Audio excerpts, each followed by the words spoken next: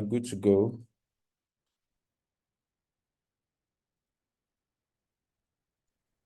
Yes, we're good to go. Okay, Thank you. good. You're not audible enough. Good evening, sir. Your voice is too low. Oh, okay. And it's quite audible on my head here. Okay. So, Gechi, is it better now? Is it better now? Much better. Thank you. Much Okay. better now. Okay, Thanks. that's good. Okay, that was good. All right. So, in our last class,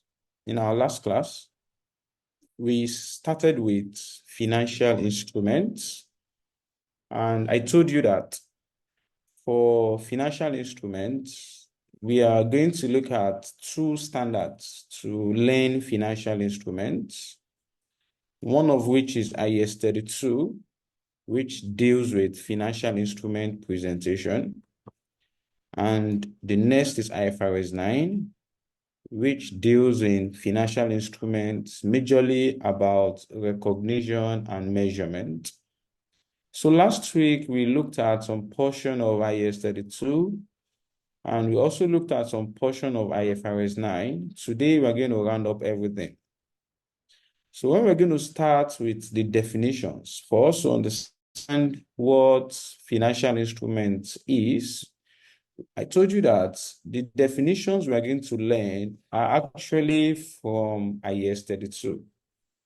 So IAS 32, I told you, said that a financial instrument is any contract that gives rise to financial assets of one entity and financial liability or equity instruments of another entity.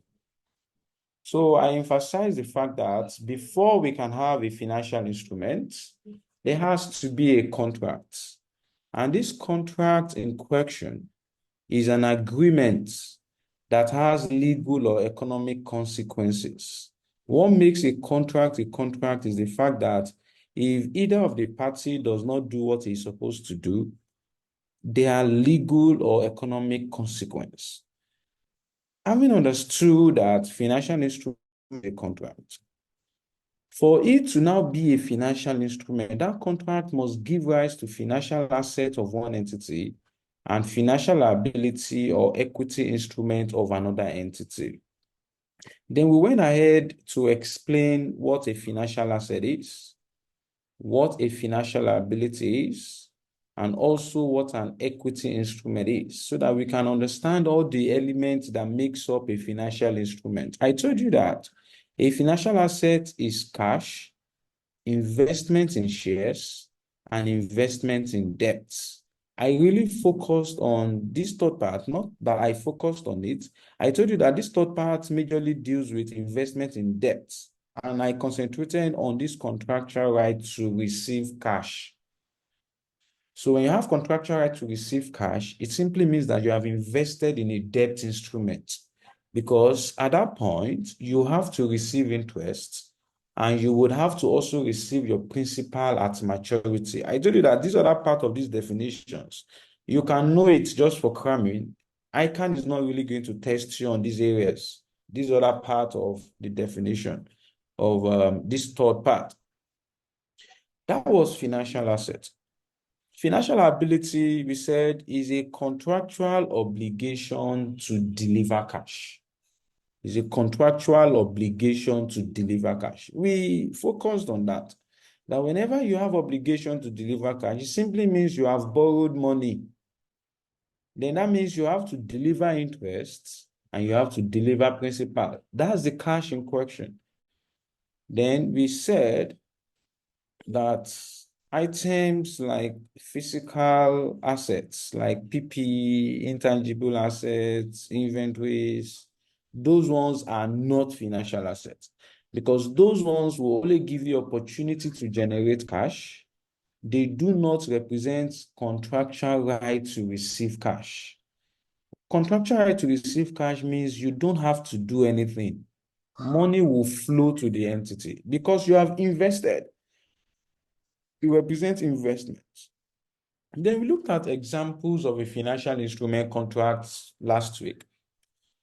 I told you that when you enter into a credit sales transaction, not cash sales or credit sales, I told you that it is a financial instrument contract because it will give rise to financial asset of one entity, that is trade receivables, and financial liability of another entity, that is trade payable. So the two sides are complete. So credit sales is a financial instrument contract. Then the bank savings or deposits, that is also a financial instrument contract because it will give rise to financial asset of one entity, that is to the depositor, and also it will give rise to financial liability of another entity, that is the bank, because the bank will have a contractual obligation to deliver your cash to you whenever you need it. Also is loan transaction. When you borrow money, that also is a financial instrument contract because it gives rise to financial assets of one entity. That is the guy that has lent you money, and financial liability of the other entity, who is the guy that has borrowed money. Loan transaction is also a financial instrument contract. The same thing as lease transaction, which is the topic we are going to look at next week. Lease transaction is also a financial instrument contract because the person that has leased, which we are going to call the lessee, has a financial liability, while the lessor will have a financial asset. There are two sides. Also is treasury bills. And finally is ordinary shares. When a company issues out shares to the public, that is also a financial instrument contract because as far as the issuer is concerned, in this case, the issuer is going to have an equity instrument or share capital in his own books. While the investor, the people that has bought the shares, those ones will have a financial asset. So the tenets or the foundation on which financial instrument is based is that there has to be two parties. One party must have a financial asset, and the other party must have either a financial liability or equity instrument. But from all these examples I have given you, you will see that it's only if it involves ordinary share transaction, that is where the issuer would have equity. In most of these other scenarios, the issuer usually have like financial liability because these ones involves the other guy having a contractual obligation to deliver cash, which is a financial liability. But if what you are issuing is shares, you do not have an obligation to deliver cash because if I issue out shares to all of you as now, all you would simply do is to buy the shares of my company. And when you buy the shares of my company, you become my shareholder, right? You see, those shares I have sold to you. I am the issuer of those shares. I simply record those shares in my books as share capital, which I'm calling here equity instrument. An equity instrument in my books doesn't give me obligation to deliver cash. I don't have to pay dividend. I don't. It's not compulsory I pay dividend. I only pay dividend when I think I should as management of the company. It is not compulsory by law that I have to. It's different from if I had borrowed money from you. If I had issued a debt instrument, I have to deliver cash to you because I had to pay interest to you at specified dates. And also at specified date, I have to pay back your principal. I hope you are seeing the difference. Then we looked at some questions here to really enforce your understanding last week. And I can remember I was calling you one by one, and our performance was really great last week. Then all these explanations are actually in IAS 32 on financial instrument presentation. I hope you have revised it. Now, the next one, I quickly went on to IFRS 9. IFRS 9 majorly deals with recognition and measurement. So last week, I told you that you can recognize, when we say recognition, it simply means recording or inclusion. So before you can include or record a financial instrument in your books, when I say financial instrument, I mean whether it's financial assets or financial liability, I mean all of it together. Either one you are having, Before you can recognize it in your books, it's when you become a party to the contractual provision of the contract. That is when you become a party to that contract. When do you even become a party to a contract? It says that would be either an entity becomes a party to the contract either at the date of agreement or at the commitment date. So at the date of the agreement is like when you signed an agreement. When you signed an agreement, then you are a party to the contract, or when you drop money, either when you have collected money from somebody or whether you are the one that is investing, that's commitment. So you have become a party to that contract, and you can go ahead and recognize either a financial asset or a financial liability, depending on whether you are the investor or you are the one collecting money. If you are the investor, that means you'd probably be recognizing a financial asset. But if you are the one collecting money, probably either have a financial liability. If the money you are collecting, you're supposed to pay back, that is, you have borrowed money. But if the money you are collecting, you are not paying back, that those guys give you the money to become part of your company, that is equity. Okay, so you recognize it when you become a party to the contract. I also talked about derecognition. Derecognition simply means removal. So I looked at financial asset first. Then when can you remove a financial asset from your books? So you can remove it from your books when the contractual right to the cash flow has expired. You remember, one of the definition of financial asset is contractual right to receive cash. So when that right to receive cash has expired, remove it from your books. And don't forget that financial asset is also investment in shares, which that definition called equity instrument of another entity. So when you buy shares in another company and you sell those shares, you have to remove it from your books since you have sold those shares. And that's what this one is talking about, this B part, that when the entity transfers substantially all the risk and reward of ownership of the financial asset to another entity, and you have transferred risk and reward attributable to ownership of a financial asset when there is an unconditional sale of the financial asset. Unconditional sale. Well, saying unconditional sale is fine, meaning you have sold it, like no condition attached. You have sold it. That means there could be some sale where condition will be attached. That's beyond the scope here. But just hear it for hearing's sake. I mean, condition is attached where you have sold and you are telling the buyer that this thing I'm selling to you, I'll buy it back. And I'm going to buy it back at the fair value or at a fixed determinable price, right? Either one. But the fact that you are telling the buyer that you're going to buy it back, that one is a conditional sale. It's a conditional sale, right? So there are stories around that. I mean, long stories, but I'll not really emphasize so much on that. But all I need you to know for the recognition of financial assets is these two. This one is your right to receive cash has expired, and you have transferred risk and reward attributable to ownership of the financial asset. And what this simply means is that this second part is that you have sold the financial asset. Then we have the recognition of a financial liability. And a financial liability, I told you last week, that is derecognized when it is extinguished. And extinguished means either when the obligation is discharged, that is, you have settled it, or is cancelled. That means the person say don't pay again, like they cancel it for whatever reason. Or it has expired. I mean, of course, probably maybe settled or time or something made it expire. It's not existing anymore. So extinguished.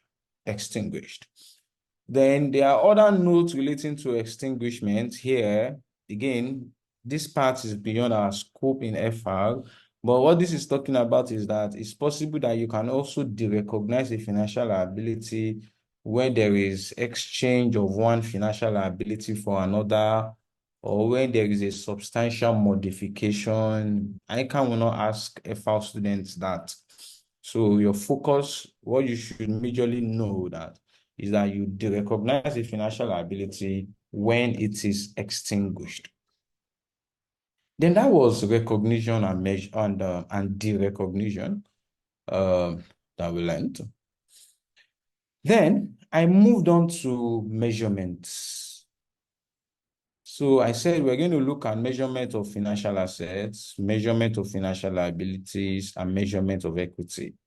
Last week, I already touched on financial assets, and I know that I almost finished up with it. This is where I stopped. But before I started financial assets, I quickly dealt with equity. And I told you that how do you measure equity? When we say equity, what we are talking about is your share capital. How do you measure it? You see, according to CAMA, your share capital is measured at the nominal value. And majorly your nominal value, you will get it in your CAC document. It's always there when you want to register a company. They will ask you to enter the number of shares and the nominal value. When you are preparing accounts, that is the amount that goes to the share capital account. If you happen to issue your shares above that nominal value, the difference goes to an account called share premium. And that is the entirety of how we deal with equity. It's not really more than that. IFRS 9 didn't really go deep around that because it's entity specific. Or what I mean specifically is that it's country specific. In Nigeria, that's how we deal with it. However, the focus majorly is going to be on financial assets and financial liability. So I started with financial assets. But don't forget that financial assets are three things. There are three that you need to know in this class. One, financial asset is cash, meaning either the money you have in your hand or the money you have in the bank. Then financial asset is also investments in shares, is a financial asset. Financial asset is also investment in debt. That is when you lend somebody money. Those three we need to look at. Number one, which is cash. How do you measure cash? Cash is cash. There is no other way of measuring cash other than the cash. If you have 50,000 naira in your hand as cash, is that 50,000 that goes to your books? If you have 50,000 naira in the bank, is that same 50,000 that goes to your book? So there is no special measurement approach to cash. So that settles cash. The other two is that financial asset is in either investment in equity instrument, that is, you bought shares of another company, and investment in debt. So that is where we actually sat on and explained critically last week. For investment in equity, right? How do you measure that? Meaning, how do you measure it in your books?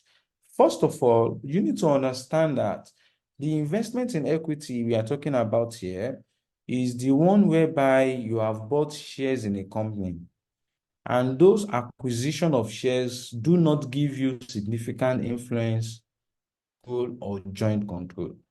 If you buy shares in a company and you end up having significant influence, then that is beyond the scope of IFRS 9. That will be dealt with in IAS 28. Mr. Kazim will teach you that if he has not even already done.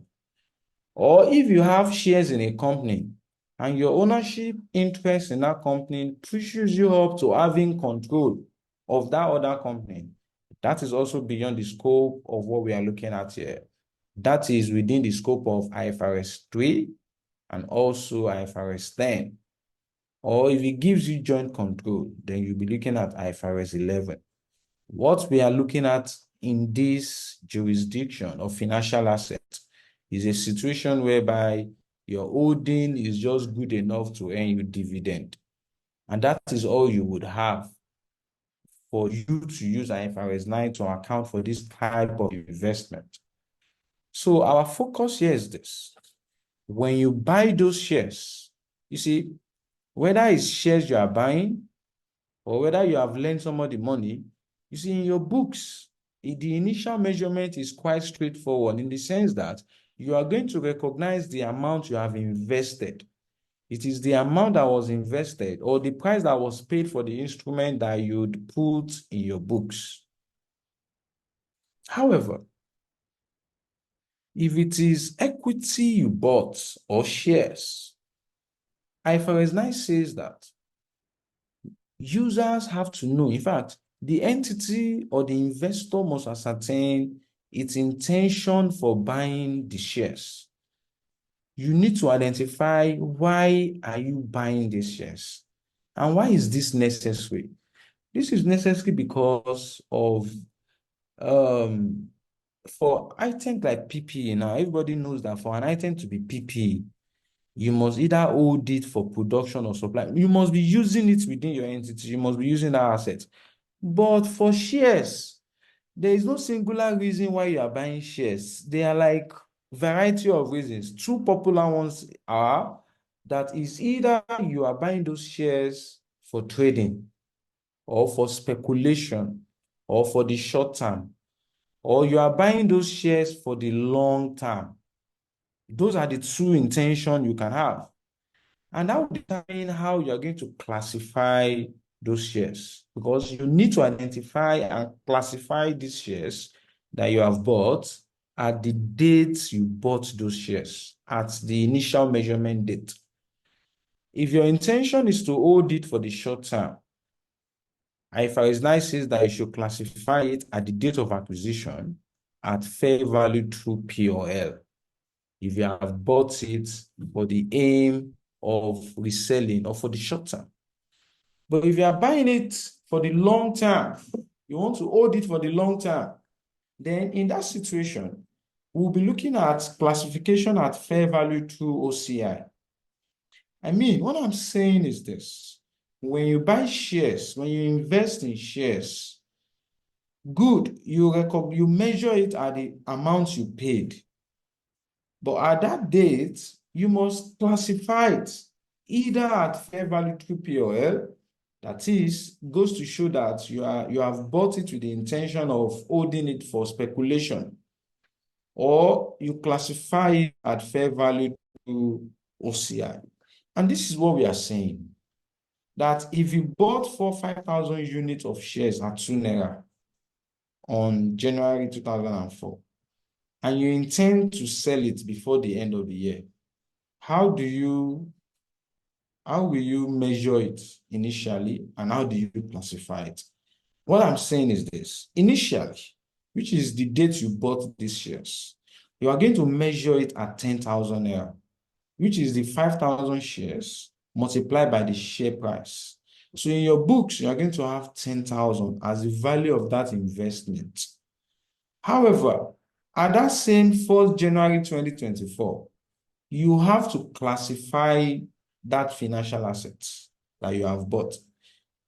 In this case now, since they told us that this entity intends to sell it before the end of the year, that means they held it or they have intention of holding it for the short term. That means it will classify this financial asset or this investment at fair value through profit or loss. So in your books, you are going to be having an account called financial asset at fair value through profit or loss. That's how they describe that account. Is a financial asset, but that at fair value through profit or loss goes to show that you are classifying it at fair value through P&L. So that would show an informed user that understands reporting that, oh, this entity have bought these shares with the aim of reselling it in the short term. It can influence users' decision for them to know why you have invested, whether you are investing for the short term or you are investing for the long term. If it is shares you have bought and you are classifying it at fair value through POL, a knowledgeable user will know that, oh, okay, this guy is going to sell this share soon because it's classified at fair value through profit or loss. And of course, since you'll be paying money, you credit bank. So that's simply what I'm actually talking about. All these I explained last week. I'm just taking the pains to go over it again because you might not have revised it. And I also mentioned transaction costs. Transaction costs. And transaction costs, I mentioned it in the context of that relating to when you buy shares, and it will occur when you had involved a stockbroker when you were buying these shares. You involved a stockbroker, which is usually what happens anyway in real life. You will pay the stockbroker. So the question is this: the money you pay to the stockbroker, are you going to capitalize it, that is, add it to the cost of your investment, or are you going to expense it? I told you last week that if you had classified this financial asset at fair value through POL, you expense it. You take the transaction cost to P&L. But if you classify it at fair value through OCI, that one you capitalize it. That's it. You're going to add it to the cost of the investment. Then, all these I've explained is happening at the date you bought the shares. So what happens at the end of the year? I told you last week that at the end of the year, you are going to measure it either at fair value through POL or at fair value through OCI. You will see that this is consistent with the classification. Yes, it has to be consistent with the classification in the sense that if you had classified this financial asset at the date you bought it at fair value through POL, at the end of the year, you should measure it at fair value through POL. The same thing happens to the fair value through OCI. You should measure it at the end of the year at fair value through OCI. So whatever way you are classifying it should inform the subsequent measurement. And I told you that the major difference between these two is just where you treat changes in value. What do I mean? Like the example I gave you of this guy that bought shares at 2 Naira at the beginning of the year. You agree with me that for listed entities, this share price is not going to be fixed or constant. It's something that changes. It goes up and down. Okay? So if it goes to like 3 Naira, that means the value of your shares is not 10,000 anymore. It becomes 15,000. That means your value has increased by 5,000. You see, that 5,000 is what this guy is speaking to. Yes, we know that the fair value is now 15,000, but that means your value has increased by 5,000. Where do you put that 5,000? So if you are measuring it at fair value through POL, that 5,000 would be recognized in POL. That is what they mean by fair value through POL. But if you had measured it at the end of the year at fair value through OCI, that means that 5,000 will go to OCI. That is where that 5,000 is going to go to. Okay, so that's the entire story around buying shares. That is it. That is how you measure it in your books. All these I have explained before. This is a revision. Then I moved to investment in debt, which is where you lend somebody money. When you lend someone money, that's investment in debt. You see, the nature of lending people money requires that you are going to collect interest because that's the only profit you can make anyways. You collect interest. And capital elements will be repaid back to you at maturity. Again, when you invest in debt, initially, like I mentioned, at the date you invest or you lend the person money, in your books, you just recognize that at the amount you had invested. If it is 5,000 you lend to the person, it's 5,000 that will be in your books as a financial asset. if it is 10,000, any amount that you lent the person. Now, the first thing now comes that you also need to classify this one too. Just like the way you had classified equity investments that I spoke with earlier. Just like the way we classified equity investments. In this case now, you also need to classify this. But now, if you remember, if you heard what I said earlier, for classification of equity investment, it depends on your intention, which is either you are buying it for the short term or for the long term, which ultimately will determine how you classify it. But this one, what determines how you classify it? The standard says it depends on your business model and also a contractual cash flow characteristics. I explained to you last week that your business model, as far as debt instruments is concerned, right? Generally, business model is how you make money. As far as debt investments, the way you can make money majorly or primarily is to collect interest and principal. That is the way you would make money.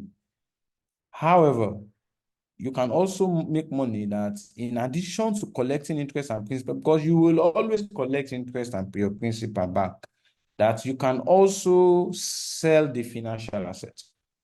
You could also sell. Okay, so it's either just collecting interest and principal or the combination of the two, collecting interest and principal and also selling. So either of these two represents your business model. Or the second one, which is another basis, is contractual cash flow characteristics. And this is saying that there has to be a contract. You must show that there is a contract that specifies that you would actually collect interest and principal. The contract must specify it. Of course, financial instrument has to be a contract. Okay, so there must be a contract that supports your business model. Now, this basis of classification now takes us to how we actually classify a debt investment when you lend somebody money. There are actually three ways. The first one is what I'm speaking to here, which is at amortized costs. That's the first one here, at amortized cost. The other two is something you have had before, which is fair value through OCI and fair value through POL. Those are the three classification approach, either at amortized costs, fair value through OCI, or fair value through POL. It's just similar to that of equity investments, but that one only has fair value through OCI, fair value through POL. But this debt investment has added amortized costs. Okay. Before you can classify a debt investment at amortized costs, okay, these are the basis, business model on contractual cash flow. So before you can classify a debt investment at amortized cost, first, your business model must be this first one here. That is to collect interest and principal. Your business, so looking at the business model, your business model must be that you would solely collect interest and principal. And this contractual cash flow is just saying that all it's saying is that there's a contract. There's a contract that says that, or that supports that, yes, truly you collect interest and principal. If those are present, then you classify it as amortized cost. You see, in your exam, all these principles are extremely important. I mean, at your level, I can ask you that explain amortized costs. That before you can classify, what's the basis for classifying a financial asset at debt instrument at amortized cost? Is as I've told you, is just considering these two bases, business model. Before you can classify at amortized cost, your business model must be that you collect interest and principal. And there has to be a contract that specifies that you collect interest and principal. Now, this one is speaking to some examples, which we also mentioned last week. Let me quickly go to fair value through OCI.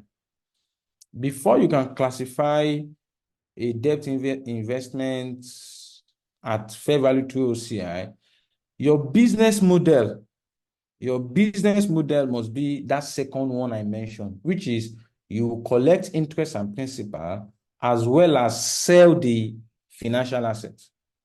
Selling is, I mean, if you have the opportunity to sell. Probably you would, just to maintain a particular interest yield, or maybe you need money or something like that. But before you can classify at fair value through OCI, your business model is that you collect interest and principal. That one doesn't shake. You collect interest and principal. But in addition to that, you can also sell.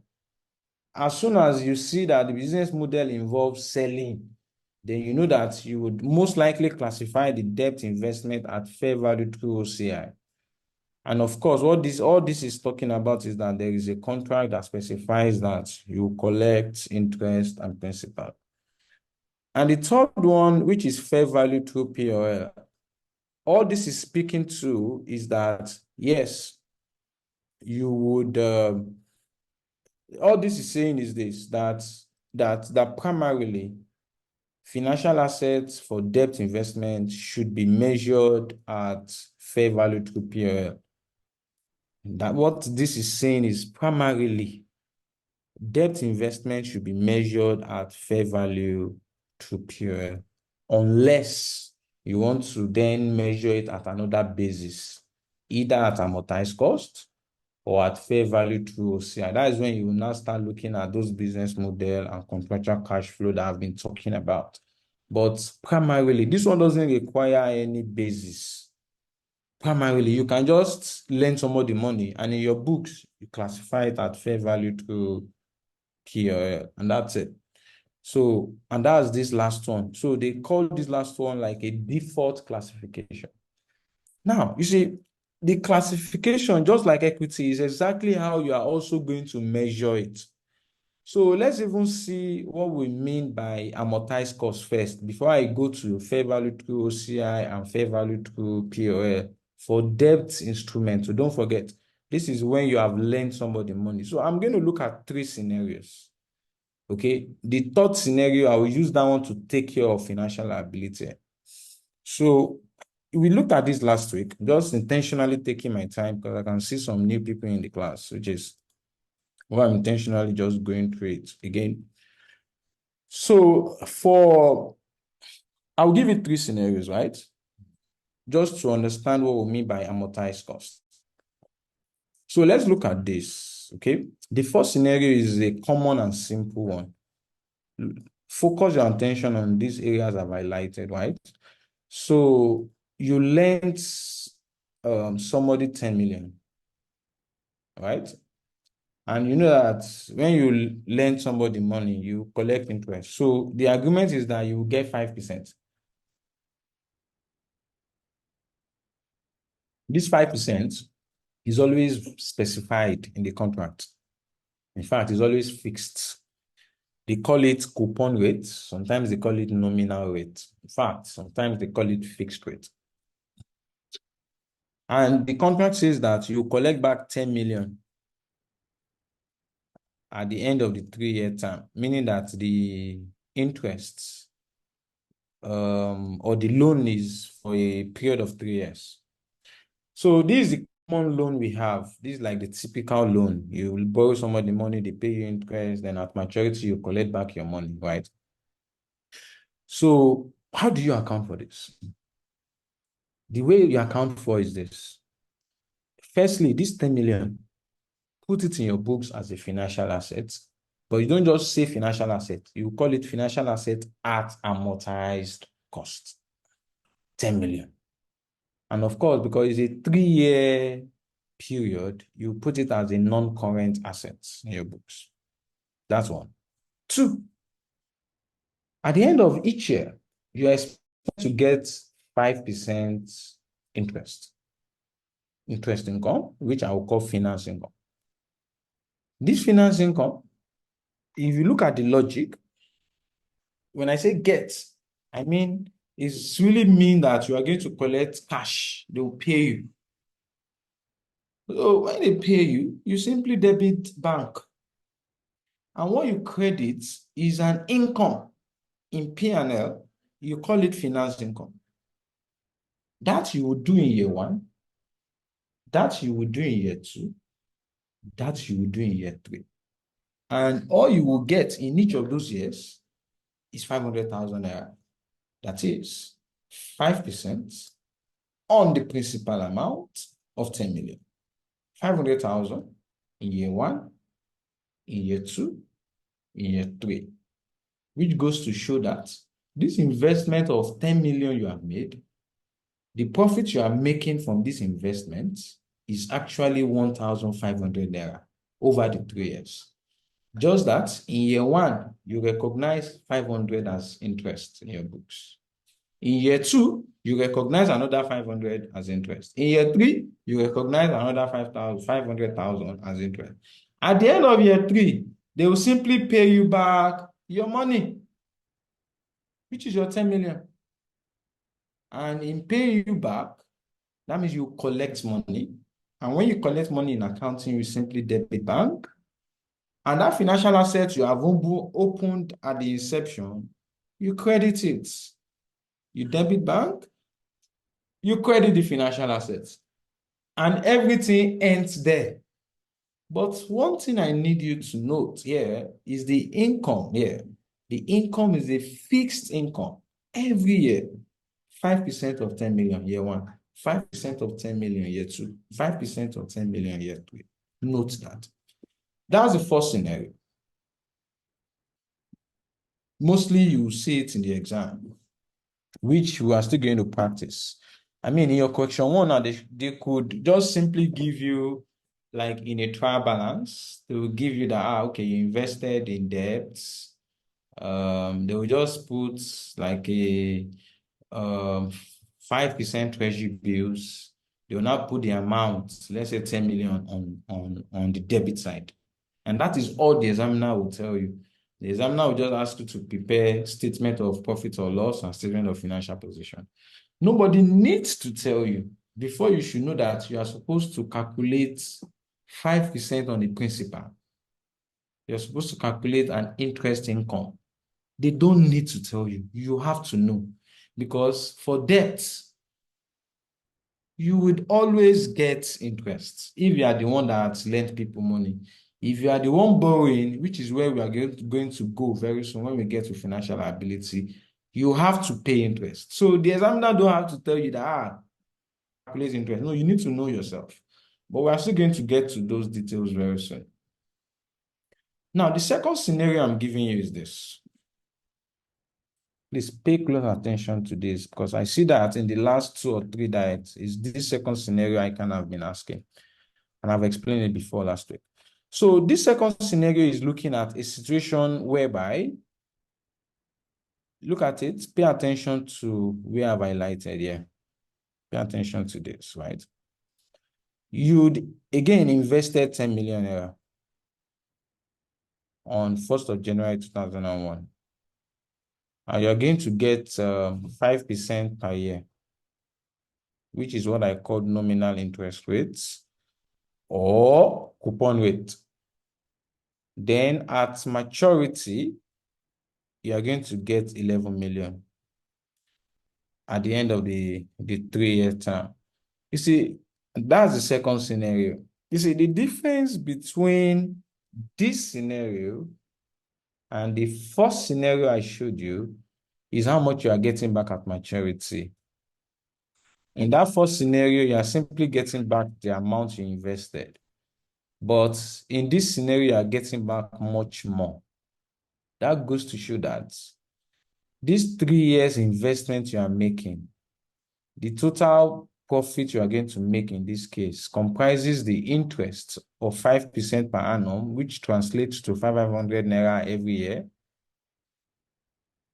and also a premium.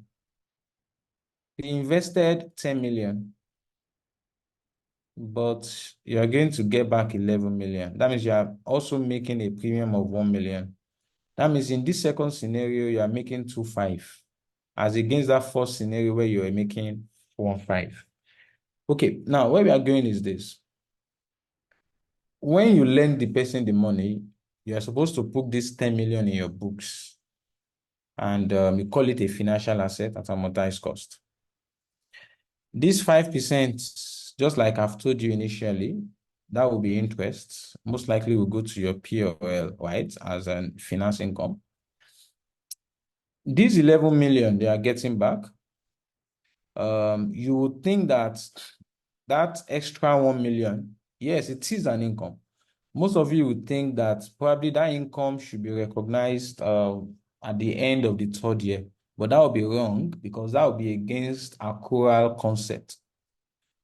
Because this 1 million is not earned at the end of the third year, it's actually earned over the period of the loan, over the 3 years.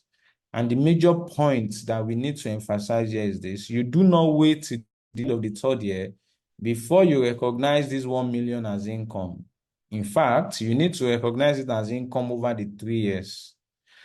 That goes to show that in this type of structure, the interest you are earning is now beyond 5% per annum, because it now includes premium. So the examiner will now give you additional interests. The examiner will call it effective interest rates. So the examiner have found a way to help you spread this 1 million over the 3 years, to convert it to percentage. And they say that in this case now, they give us 8.08%. And this 8.08%, the examiner will call it an effective interest rate.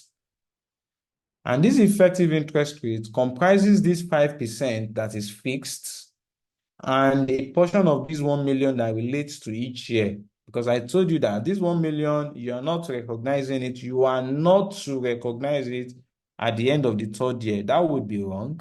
You are supposed to recognize it over the 3 years. And the way that is done is by putting it together into a form of interest, and they call that interest effective interest rate, which comprises the fixed and a portion of the premium. So in the exam, we have the last diet, last 2 diets, last 3 diets. When the examiner give you a question like this, they will now go and tell you in the additional information that this investment is going to be repayable at premium, and the effective interest rate is this. When they tell you that, don't think too much. All we need to know is that ensure that it is this 8.08% that you are now recognizing to P&L as a finance income. Because this 8.08%, they might not give 8.08% in the exam, it could be any other rate, right? You should know that it comprises the fixed and the other income you are earning. So that already makes it so easy for you. Okay, so this is the way it goes, right? You would need this table. We call it amortization table. So at the dates when you lent or when you invested, let's start from 2001. You invested 10,000. Your effective interest rate, which is this 8.08%, is the important rate that goes to P&L, because it comprises the fixed rate and also a portion of the premium that you are also earning in this case now. By the time, and this rate is always calculated on the opening balance. In this case now, the opening balance, note what I said, opening balance. That's where you apply this rate. So it's going to be 8.08% on 10,000, which is 808. I will call this 808 interest receivable, right? And is this interest receivable that would go into my P&L, because this is the income I've earned. It comprises the 5% of 500 and also a portion of the premium. However, what I would actually receive as interest is this 5%, which is the nominal rate. It's always written beside the instruments. They will always give you that in the exam as well. So the nominal rate is actually what you would receive what you will receive for that year. That one is fixed. And that one is always calculated on the principal amount. Read my lips, like I'm not mistaken. On the principal amount. Take that to the bank, always remember it. Don't ever forget it. On the principal amount. And it's always the same every year. So 5%, the principal amount here is 10,000. That's 500. You're expecting 808, but what you actually received the 500. Difference is like 308 coupled with your initial investment. So your total amount you're expecting plus interest is 10,308. That's year one. You see, in your exam, in a published account exam, it's only a particular year you'll be asked to do. Just a year. Because you would prepare statements only for 1 year in the exams anyway. So all you need to know, by the time you have done this, you just need to know that what goes to your P&L is this 808. 808, which is the interest receivable. That will go in there as finance income. While this one will go to your non-current assets as a financial asset there. But if they can, I've seen them ask this as a full question, right? Where they want you to do the entire table. Of course, they will tell you, they will specify. We'll look at some past questions that addresses that. So that means you would move on to year two, which you are going to bring this one forward. Bring it forward to year two. Like I told you earlier, the effective interest rate, which is 8.08%, is going to be calculated on the opening balance. In this case now, the opening balance is 10,308. Applying 8.08% on that gives us 833. Out of this 803, you are going to get only 500, which is the nominal rate that is always applied on the principal amount. The balance gives us 10,641, which is this, plus the interest you're expecting minus interest you got. This is the balance. Again, in year two, it is 833 that will go to your P&L. Why 10,641 in this case now? Since it's now remaining 1 year for you to collect your money, this 10,641 becomes a current asset in year two. If you are still going ahead in year three, you have 10,641, which is brought forward from the previous year. You apply the effective interest on the opening balance, 859. You would actually receive the fixed interest, which is 5% on the principal amount. It's always fixed, 500. In this case, now the balance becomes 11,000. You will see that everything jived. We had 11,000 at the end of the third year, which is equivalent to what we are expecting to receive back. Simply put, this 859 go to P&L. Why this 11,000? We are going to get back our money by simply debiting bank with 11,000 and crediting this financial assets with 11,000, and everything ends there. So a check I just need to make is this. Remember, I told you in this second scenario, the money this guy is making over the 3 years is 25, which is the 5% per annum, 500 per annum, which is 15, plus the 1 million you get at maturity, making 25. But we are saying don't recognize this 1 million at the end of the third year, but rather recognize it over the 3 years, which was why we were talking about effective interest rate. Therefore, if I add these 3 figures together, I should get that 25, which we did last week, and we got that 25. So that's that scenario. So you will see a lot of explanations in these notes that you have. Now, before I move to financial liability, I just need to quickly, because this table now is amortization schedule, and this figure you are seeing at the end of each year, that's what they call amortized costs. But it's not only amortized costs that we measure debt investment at.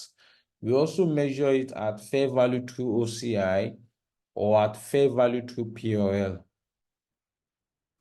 So you see, this is amortized cost I've shown you.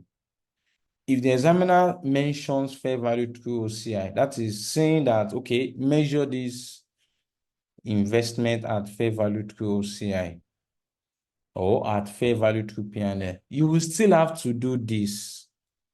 You will still have to do this because every debt investment, you will still collect interest. So you still have to do this. The only difference is that the examiner will now be forced because they have to give you a fair value. If they want you to measure it either at fair value through OCI or at fair value through POL, they will have to give you a fair value. So if the examiner gives us a fair value, that means if, for example, now they tell us that we should measure it at fair value through OCI, and they give us a fair value of, let's say, 10,000. That means in year one, if the fair value is 10,004, that means instead of entering or measuring this financial asset at 10,308, you are going to measure it at 10,004. And for you to do that, it means you are increasing the value from 10.3 to 10.4. You see, that change in value is the difference between either fair value through POL or fair value through OCI. You see, that change in value of 92 in this case now, if it is measured at fair value through OCI, that changes in value goes to OCI. If the examiner wants you to measure it at fair value through POL, that change in value goes to POL. And that's just the difference, like, between the two. But I've never really seen any question where the examiner wants you to do something like this and asks you to measure it at fair value through POL or OCI. No, they would not. So majorly expect amortized cost in the exam. And all I need you to know is just understand the fact that fair value through OCI or P&L is speaking to where changes in value would go. For fair value through POL, changes in value will simply goes to POL, while fair value through OCI, changes in value will simply go to OCI. That settles the second scenario. The third scenario, I will use that to simply address financial liabilities. Because financial liabilities, that is when you are the one that is borrowing somebody money. The treatment is the same thing like as what I've explained here earlier under financial asset for debt investment. Because if it's debt investment, it means that you are the one that is collecting, that you are investing. That's debt investment. But for financial liability, it means that you are the one that is collecting money. You are the one that is borrowing money. So the treatment is the same. And for financial liability, they are majorly classified and measured at amortized cost. So everything I've explained earlier is the same thing here. Everything, both the scenario 1 I gave you and the scenario 2 I gave you. Now, the first difference is this. You see, initially when you borrow the money, it's either at transaction cost or at net proceeds. Net proceeds will occur if there is an issue cost. Okay, for example, now, if you raise or borrow 10 million, and it was a stockbroker that helped you raise the money, and you had to pay the guy 200,000. In your books, you are going to measure the financial liability at 9.8 million because that's the money that will remain in your hand. If you borrow 10 million and you are paying another person that helped you borrow the money 200, how much will remain in your hand? It's 9.8 million. And that's what this guy is calling net proceeds. That is what they call net proceeds here. Okay? So let's go straight to the third scenario, which is saying that If an entity issue 10 million 5% loan note, meaning you are the one borrowing money now. So you borrowed 10 million and you're supposed to pay 5% per annum. And they also told us that you now incurred an issue cost of 200,000. And these loan notes are repayable at a premium of 11 million. Okay, so in this scenario now, similar to the previous scenario I gave you, the only difference is just that this one is incurring additional costs. And this is talking about a financial liability anyway. So he's borrowing money and he's the one that is paying interest now, not collecting interest. So I will look at how much is this guy incurring on this 10 million he has borrowed over the 3 years. Because this is a 3 years loan. He borrowed it on 1st January 2001 and he's supposed to pay back as of December 2003. So it's a 3 years loan. How much is he incurring? Yes, he's going to pay 5% per annum. This one does not shake. So 5% on 10 million, that's like 1.5 million for 3 years.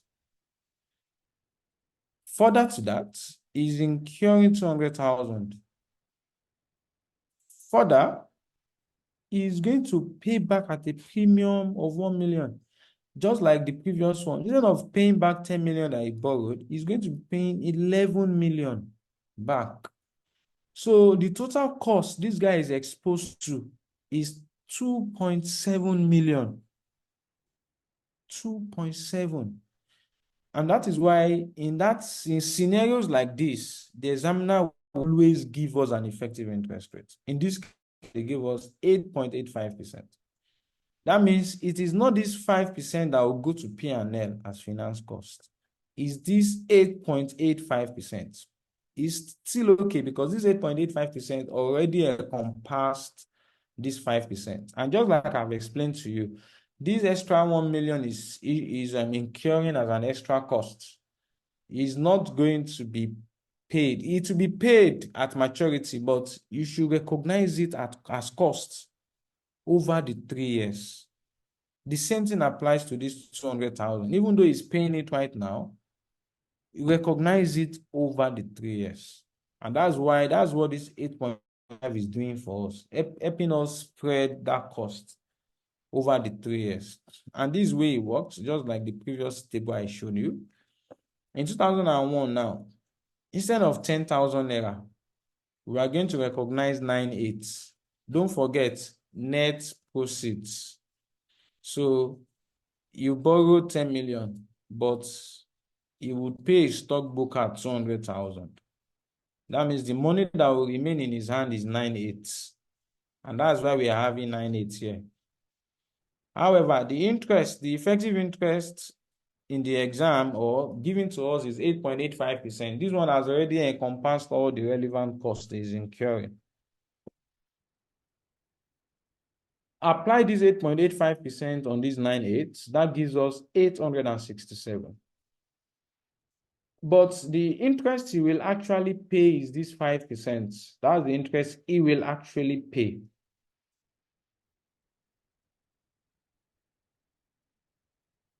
And that's 500. So we remove 500 from here. So the balance, and you know how we got this 5%? I told you it's always on the principal amounts. Don't go and calculate it on 980. It's calculated on 10,000, which is the amount we actually borrowed. So the balance, by the time you add 98 plus 867 and you remove these interests, we get 10,167. In the exam, it's just this 1 year you will be required to do. Mostly that will be in question 1. So you just simply recognize 867 to your POL as finance costs. And you recognize 10,167 under non-current liability because this is repayable after more than 1 year. So that's why it's going to non-current. You see, there's just this that goes to POL, or this one goes to non-current liability. You simply call it financial liability at amortized cost. But if it's a complete question, when they want you to do everything, you go to year 2. Year 2 requires that you bring this forward. So 10,167. This 8.85% is always calculated on the opening balance, which gives us 900. Remove the 500, which is the interest you would actually collect or pay. Not collect.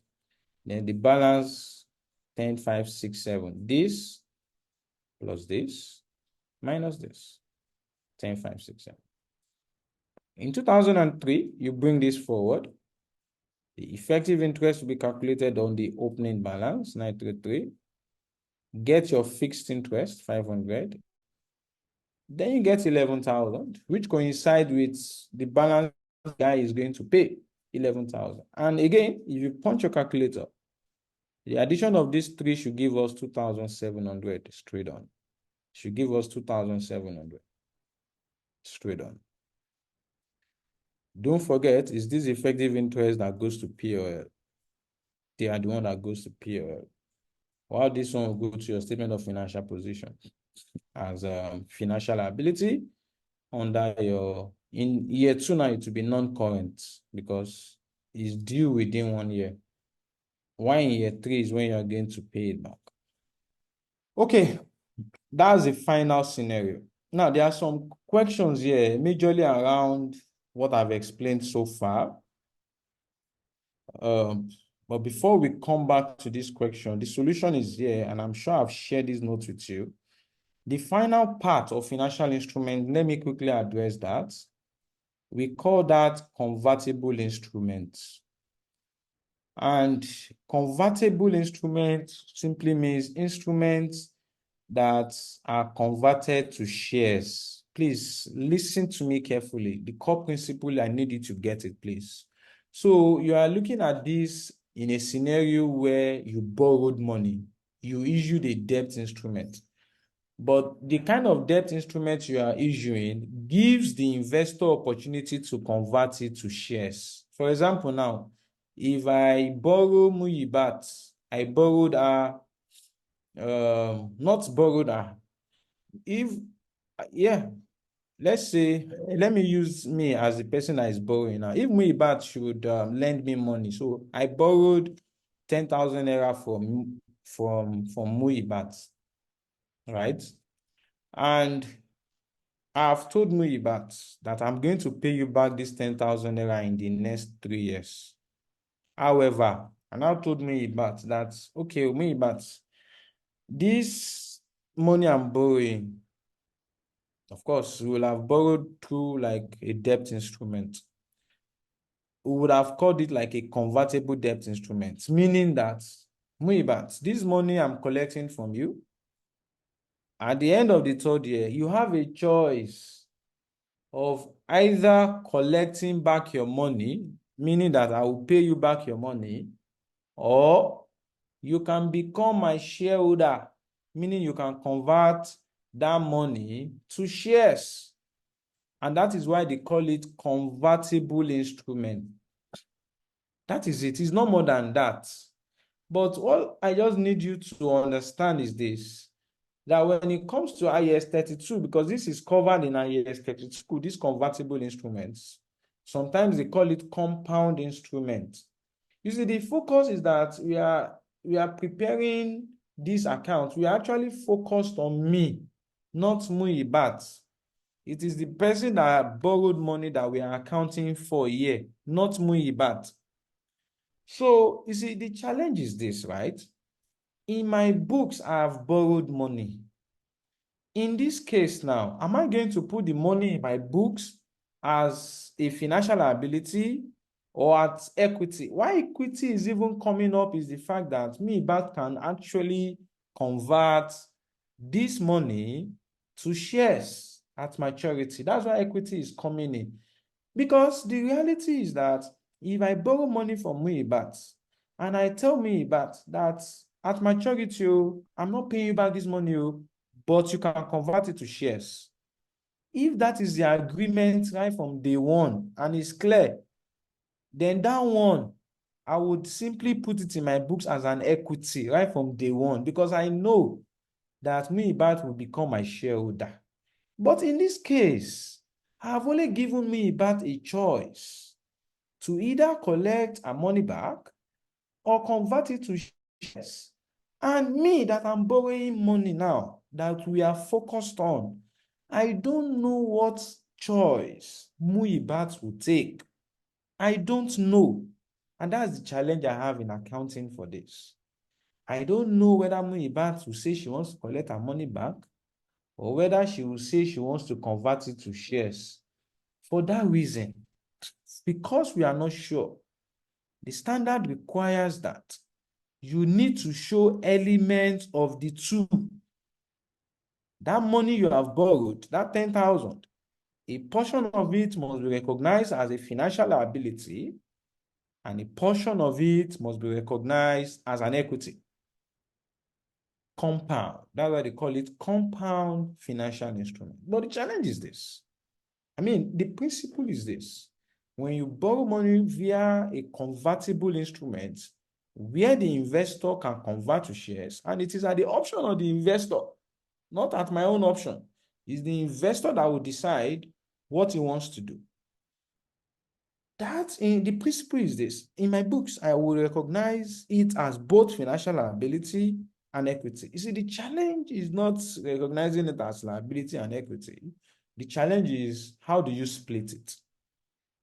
What amount will be liability? What amount would be equity? How do you bifurcate it?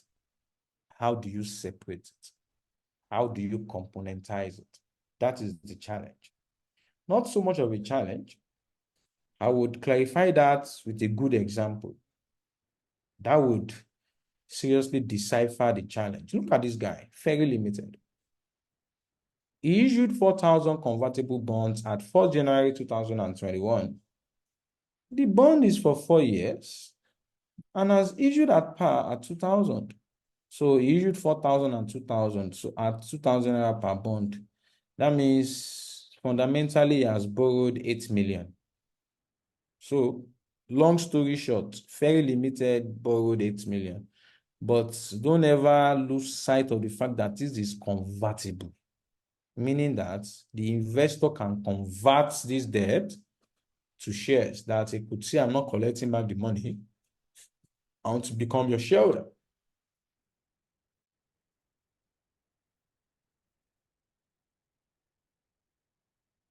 We're now told that interest is payable annually in arrears at a nominal annual interest rate of 6%. So this is the fixed interest. That's why they call it nominal annual interest rate. Fixed interest of 6% per annum. And each bond is convertible at any time up to maturity into 250 ordinary shares. That is, if the investor decides to convert to shares, it gets 250 ordinary shares. We're now told that when the bonds are issued, the prevailing market interest rate for similar debt without conversion option is 9%. This is speaking to the market rate, that the market is 9%. We're now asked to calculate the value of the equity component of the bond. Okay, before I go to the main thing, right? It's just like I've explained to you now. The core principle is that this guy, Ferry Limited, has borrowed money through a convertible bond, which gives the investor the option to convert. For that reason, this 8 million he has borrowed, you will need to recognize a portion as financial liability and a portion of it as a debt instrument. That's the principle, right? We would come to, I will show you how you separate it. It's nothing difficult. It's actually very straightforward. But I mean, I need somebody, as if you have not all slept off. I hope not. I need somebody to tell me why in this case, this market rate is higher than this 6%. You see, in those scenarios I gave you earlier on, when I was explaining debt investment and financial liability, where they gave us nominal rate of 5% and they gave us effective interest rate, of which is market rate, of 8.08%. I told you it's because that 8.08% comprises the nominal rate and a portion of the premium, right? That was why that effective was higher. In this case now, why is this effective interest 9% higher than the nominal interest? It's actually a question. I want you to talk or type the answer to me. I mean, participate. Any attempts? Anybody? You don't have to be correct. I mean, just need you to attempt.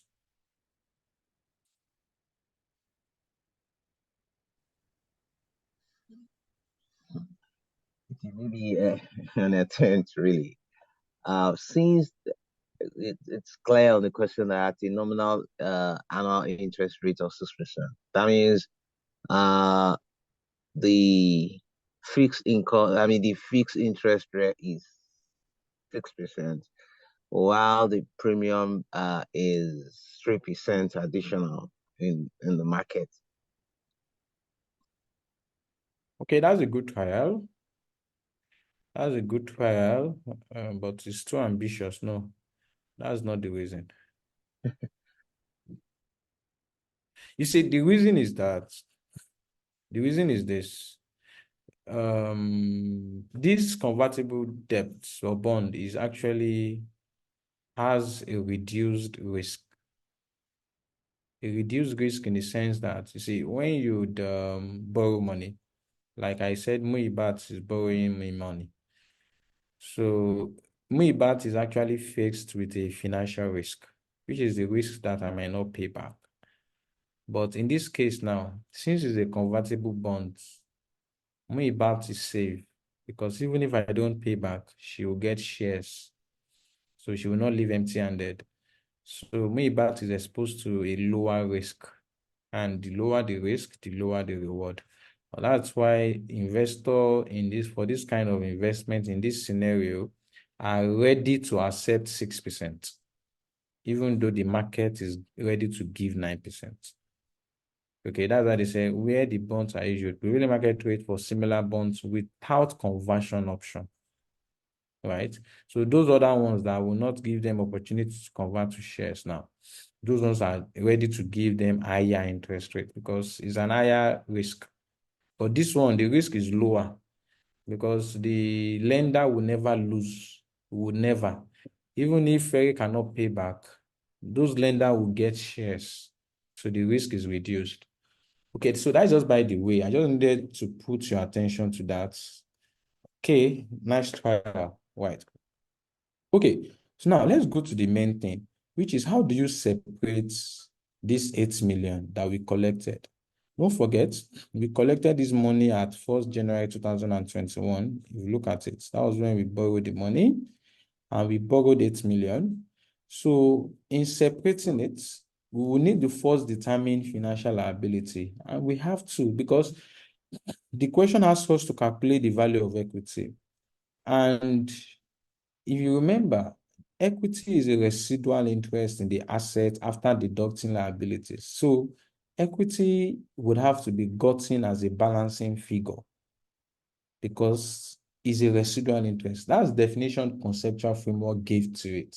That's even the definition IAS 32 gave to it. It's always a residual interest. It is what is left after you have deducted your liabilities, right?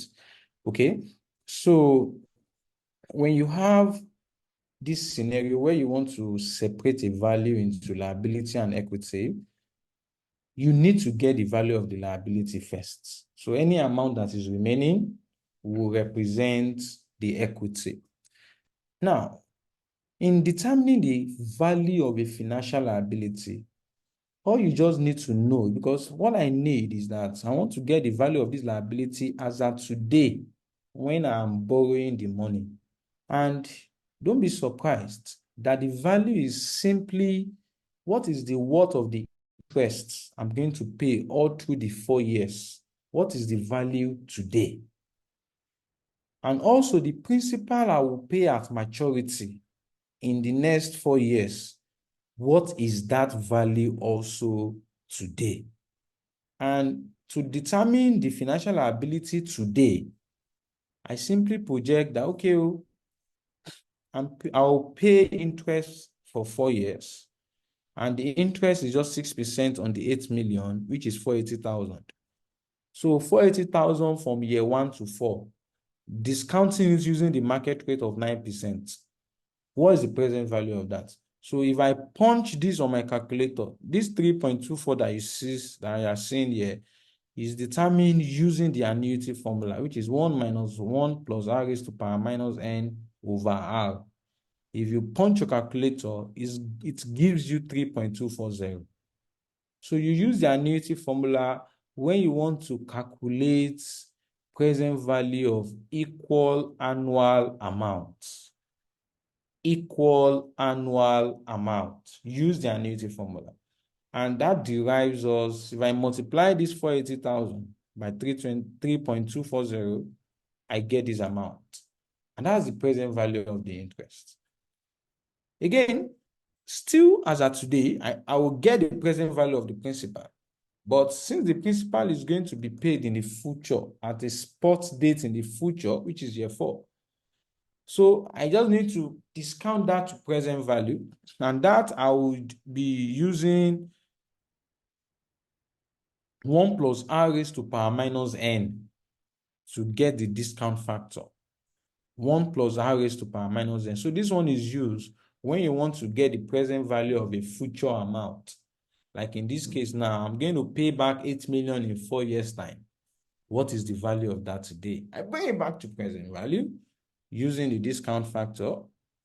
If you punch your calculator with 1 plus r, that is 1.09 raised to power minus 4, that gives me 0.708. If I multiply that by 8 million, that gives me this figure, 5.6 million. I just simply add these two together. I get 7.2 million. And this 7.2 million is the value of the financial liability. It is the value of the financial liability. My equity will be the balancing figure. So let me just, this that I wrote here, are you doing something else? No, are you doing something else? So this is the balancing figure. So it means that this is just, which is this 8 million minus 7.2 million, 780,000 balancing figure. And I've answered this question. That's it. Let's look at another question, very similar to this one.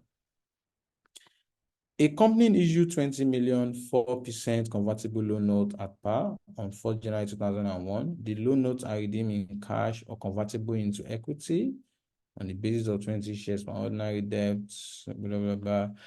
And it will be redeemed on 31st December 2024. That's 4 years also. 21, 22, 23, 24, 4 years. Similar convertible loan note carry an interest of 4%. I like this one. This is how they will ask it in the exam. How would this loan note be accounted for in the financial statements? Good. So again, this one is much more, this one is asking us to prepare financial statements. So that's fine. So since it's a convertible loan, this 20 million we borrowed, at the date we borrowed it, we need to separate it into debts and equity. We need to separate it into what? Debt and equity. So first, we'll determine the value of our debt. And it's just to get the present value of the interest, present value of the principal. The present value of the interest is just, we'll get 4% multiplied by 20 million, which is the nominal interest rate on the principal. That gives 800,000. So this 800,000, that means I will get 800,000, I will pay 800,000 per annum for the next 4 years. I discount it to present value at 9%. The discount factor is 3.240. Multiply that by 800,000, give me 2.5 million. The present value of the principal, I have 20 million that I'm going to pay back in year 4. Get the present value of that through this discounting factor. That gives me 14.1 million. If I add that to this present value of the principal, I get 16.7 million. I get my equity as my balancing figure, which is 20 million minus 16.7 million. That gives me 3.2 million. Fair enough. So I've separated this 20 million. You see, so that I won't forget, all I'm doing here is I'm going to debit my bank with 20 million. That's how much I'm going to collect. All is happening on this deal, 1st of January. I'll credit financial liability with 16,752,000, which is this 16.7 million. Right? I'll credit my equity with 3,248,000. That's it. I've separated the 20 million into financial liability and equity. All that is happening at the date I borrowed my money. So what happens at the end of the year? The reality is that nothing is going to happen to this equity. It's going to remain the same all through. It won't change. It will just be there. But for liability, something will happen to it because I will pay interest. I will always pay interest. So just like you have learned before, since I have effective interest, right, that is what will go to P&L. That will be my interest payable. So at the end of the year, I'll have, okay, what's my financial liability at the beginning? That was what I calculated, 16.7. The interest payable, which is the market rates. This is the same as that amortization schedule I showed you earlier. Just that I'm just doing this now in an horizontal format compared to the vertical. I've always done it, right? So this is like the effective interest of 9%, which is on the opening balance, 16.7. I get 150. Is this one that goes to P or L? So of course, out of these amounts, this is what I would get, I would receive in cash, which is always on the principal amount, 800 every year. The balance is 17,459. Since what the question asks us to do is to prepare our statement. So my statement of profit or loss, I simply put finance cost 1507. Under my statement of financial position, under my non-current liabilities, the convertible loan notes, 17,459, which is this value at the end of the year. And that is it. This is a past correction they have asked you severally for 7 marks. So knowing this is knowing a lot. And that's the entire principle around financial instruments. There are few questions here, few past corrections.